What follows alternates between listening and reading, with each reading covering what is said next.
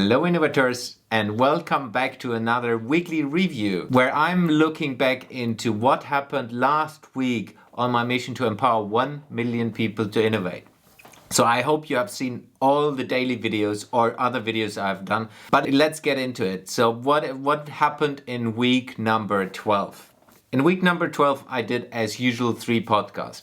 Podcast number 1 was the XYZ Playground Special Edition, where I always meet with Joshua and we look into how do we see the world from a reverse mentorship perspective and combining that with a leadership perspective where experienced leaders learn from young leaders. So that's a bit the perspective we did, and this time we looked into connecting and creating engagement. So it's a very, very interesting conversation we've had. Check it out. It's here. Then I was meeting with David Basuk, who is a professor in the US, in New York. A very interesting conversation around different ways of innovating and teaching and learning and a lot of other things. So very, very cool one. It's also over here. Then I was meeting with Declan, my first Scottish person on the podcast. I can't pronounce his last name and please forgive me.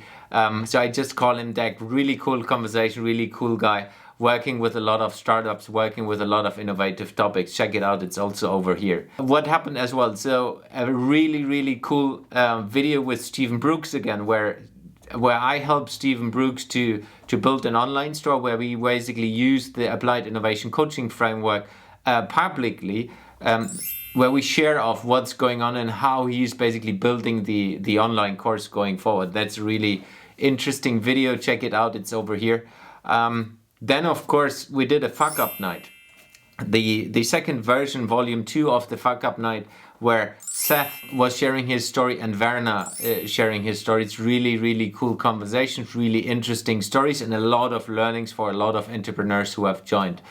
Other than that, a lot of client work, a lot of workshops, a lot of things. As said, my laptop was dying, so not everything is going to plan, and that's just how it is.